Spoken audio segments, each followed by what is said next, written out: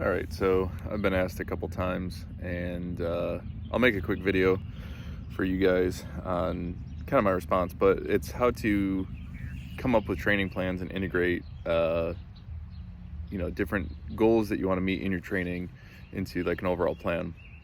So, if basically what I'll do for when I'm starting to plan is I'll come up with what goals I want to achieve. So if for a weekend I want to achieve land nav, patrolling formations, hand and arm signals / communication etiquette, practice, because a lot of this stuff is a perishable skill. Patrolling formations and spacing and all that stuff is perishable, and it's all stuff that you can forget how to do, or forget certain hand and arm signals and things like that.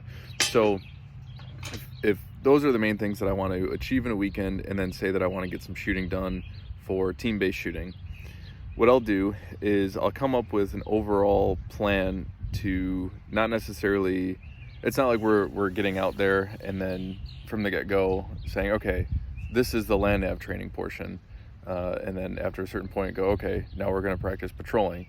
I'll try to integrate it all into one sort of exercise. So an example of how I would do this would be, if those are the main things I want to achieve, I would have a plan for where we're going to infill.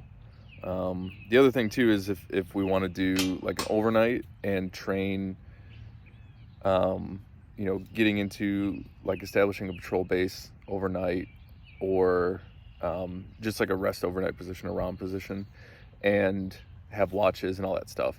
So if that's not something that I want to do, or if I want to have a little bit of time just to have everybody be able to kind of bullshit and meet and hang out and all that stuff, especially if there's newer guys, I'll generally make a base camp setup, and then from there, in the morning, push out and do the day's exercises and then all that stuff. So, there's different methods that you can always do this to train different things. So how I would do it is I would have my overall situation.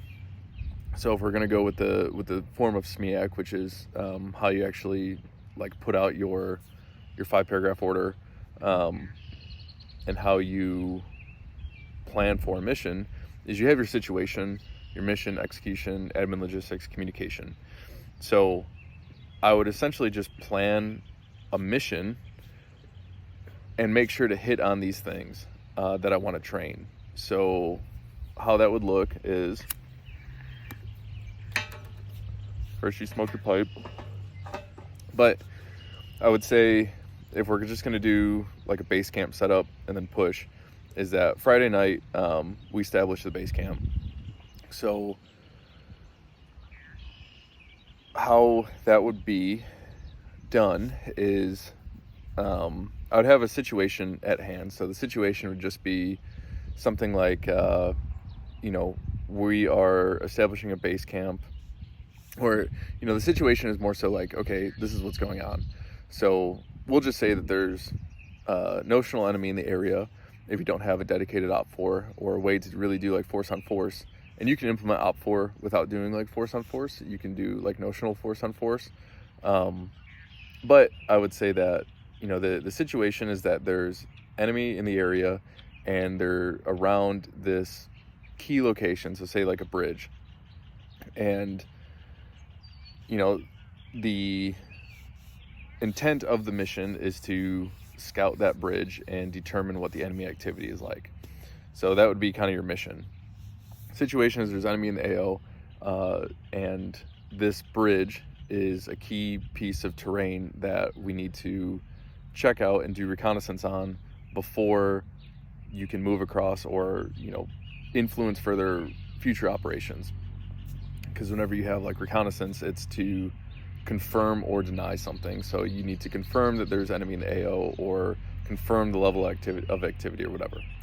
So going into the mission portion, the mission would be that the team, say that you have a 4 or 5 man team, or whatever it is, it can be smaller, and then you can integrate different things with that. But the team is going to essentially just move to the bridge during early morning, watch it throughout the day, and then return to base.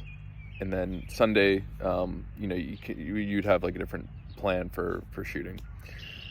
So the execution is how you're going to achieve the mission, and that's the actual kind of timeline of things.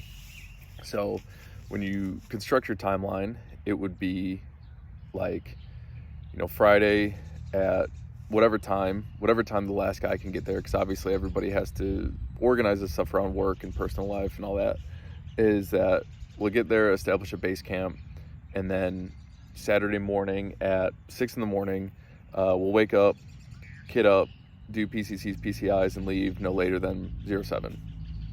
And then from there, we're going to patrol along this route, and you can set up specific checkpoints so that way you can test your land nav along the way, instead of just saying like, okay, we have point A, which is base camp, then point B, which is the bridge, and then point C, which is base camp.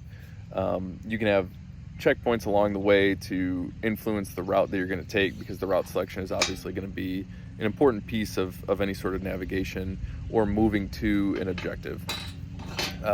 So then the execution would be, wake up, leave at 7, hit the bridge no later than 9. Okay, let's say that it's like a 4 or 5 click movement. So about 3 miles, doing like 1.5 miles an hour. It's pretty reasonable. 2 miles is kind of like a hiking rate that you want to achieve. So, depending on what your route is, if you're going to be moving through a lot of arduous terrain like swamps or mountainous areas, or, you got a couple of water crossings that you need to take care of and stuff, you're going to need to give a realistic timeline. But if you're going to work off of like ORV trails, which we'll commonly do on public land, because with ORV trails you can hear engines running quite a bit further than you can on main roads, where like trucks and normal cars with like enclosed engines are moving on. I've been snuck up on before by trucks that we didn't even hear were coming, and the next thing you know, you're scrambling to hide in the brush. So, no later than this point, we're going to hit the bridge. We're going to set up an OPLP, so an observation post / listening post. Monitor the bridge during peak levels of activity from 9 to 2 p.m. and then going on a different route back to base camp. We'll do that and then get back to base no later than this time. And then, so say that if you're going to leave at 2, no later than 5 p.m.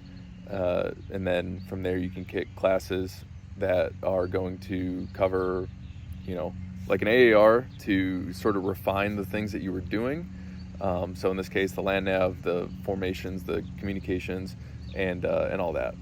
So this is the best way to sort of implement these things. And then your admin logistics is just, okay, everybody's going to be rocking armor or chest rigs. Minimum this loadout, we're going to have drones on, this team, and, everybody should have this basic pack out and this much food and water. And then if you're going to identify like a litter team, if you wanted to sort of wrap in, like in this case, I wouldn't really wrap in or factor in like casualties, because the point of this mission isn't necessarily to practice reactions to contact and CASEVACs and stuff. So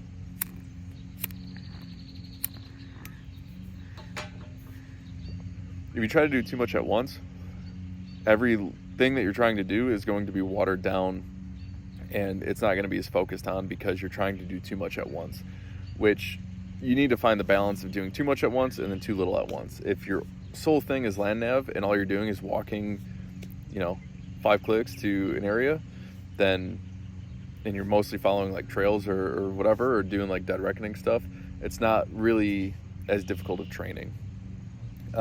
So that's kind of on the lax side, and then you have your extreme side where you're trying to do everything under the sun. So, and then your communication is just what's your primary, alternate, contingency, emergency sort of pace plan, and then like who's in charge and all that stuff.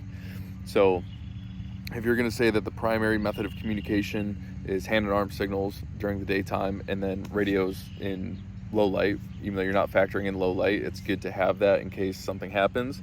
Let's say that the activity over that area is actually pretty pretty good and you have to push your timeline to the right a bit to exfil, you want to be able to factor in those things. So that's essentially how I'd wrap that in. And then actually doing it, you have your team leaders, or whoever the team leader is in place. If you have a smaller team, like 4 to 6 man, is to make sure that your PCCs and PCIs are good. So your PCCs and PCIs are pre-combat checks and pre-combat inspections. And pre-combat checks are to make sure that everybody mentally knows the plan. They know what the purpose is. They know what the mission is, what pass states are, what fail states are, all that stuff. And then PCIs, your inspections, are to make sure that everybody has the required gear on the packing list, and you have, you don't have anything that's loose or going to fall out, or if you jump up and down, it doesn't make a whole bunch of noise. Everybody has that stuff. So that's like your PCIs. So from there, if you're going to move to your position, everybody should know their spot in the formation based on their role, which is kind of a key thing. So the former method that the Marine Corps did it, that I still kind of implement, is your ready, which is your point man, your team, which is your team leader, your fire, which is your support gunner, or whatever. The support can be multiple different ways. And then your assist, which is assistant to the support gunner and assistant team leader. If you have one guy with a 308, then maybe if he's got like a more close quarter 308, then have your assist carry extra 308 rounds. If you have some guy that's more of like a designated marksman per your AO, then the assist can carry the tripod and some extra rounds and some spotting equipment. And then, if you have a guy that's got like some sort of American RPK setup or whatever, just carry extra mags and like a bandolier or whatever. So it's all going to be mission dependent.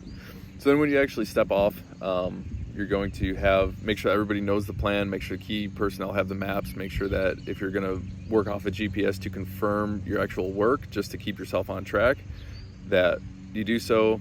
Obviously beforehand, you want to make sure all your batteries and stuff are good, everything's charged, and you have means to replace batteries if something happens. You have alternates and all that, 2 is 1 and 1 is none kind of deal. So in this case, we're already practicing land nav because we need to use map, compass, protractor, our normal land nav skills, pace counts, everything like that, to know where we're going to the objective per checkpoint. So, all right, let's say that checkpoint 1 is a click in and it's in this position. So you get your initial azimuth and everything, make sure that you do all your proper map work, magnetic grid conversions, all that stuff. Move there, and then once you get to that checkpoint, then you can have 10 to 15 minute break, and then during that break, your point man and your team leader should be checking the maps, and then your assist to make everybody do it for the exercise. Check the maps, do the map work on their own or together or whatever to get to the next point while maintaining watch, because in this point you're in the AO and you're doing whatever your operation is. While you're actually doing your movement portion and the land nav is in place, everybody should be doing proper patrolling etiquette. So every 3 to 5 steps, you're turning around, looking at the other guys, proper spacing. If you are going to mostly use roads, then I imagine that your main formations are going to be like a column.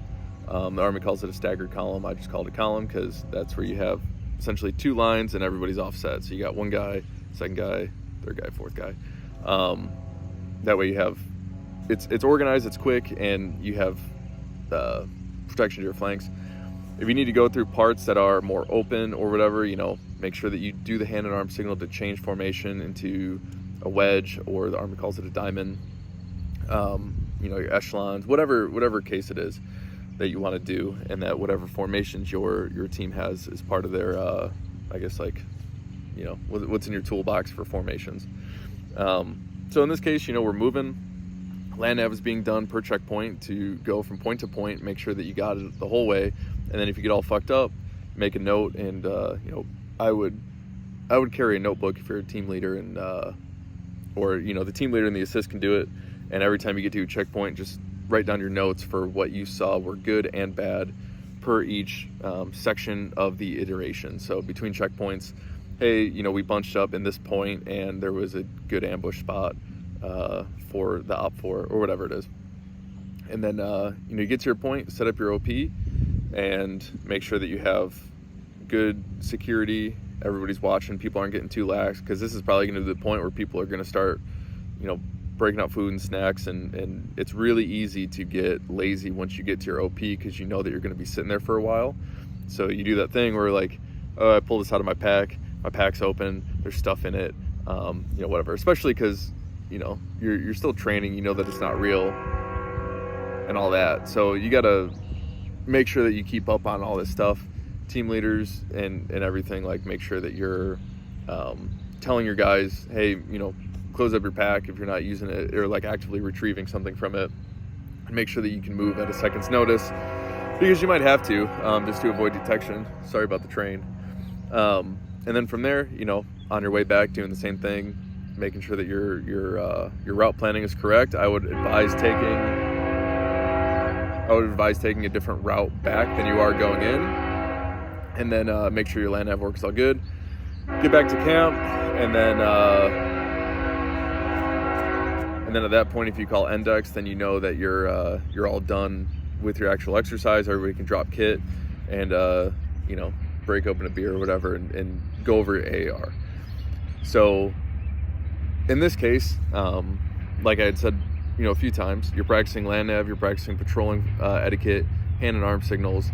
These are all perishable skills that you need to make sure that you're doing, but you're doing it in a way where it's all seamlessly integrated into one thing, and you're moving from one spot to another to achieve a particular mission that is your objective, is to do all this. And then obviously once you're at your OPLP, like, make sure that people are counting how many vehicles pass by and make and model, and try to get a whole thing, so that way when you get back in your AAR, you can use that as an exercise for your actual like intel report on what you saw, and you can say like, okay, there was realistically only 4 vehicles in the area, but we just saw them going back and forth a bunch of times. Or there were these people on these dirt bikes, but we know that it's the same people, and they passed by this time with this amount of time between them, and back and forth and whatnot. And then you can paint your picture, because obviously, like I said, intel is to push further operations, and to confirm or deny something. So then at that point, you're able to get the activity in that area and all that. So that's one way that you can plan for training these specific things, but then in a way that is more realistic than sitting down and saying, okay, here's land nav practice, do all that. But we've done that before, where we've gotten to a spot, set up a patrol base, and then send out patrols to get to a certain point, and then they need to use land nav. So you can always change it up, because if you do it the same way every single time, then obviously it's going to get boring. So just a tip.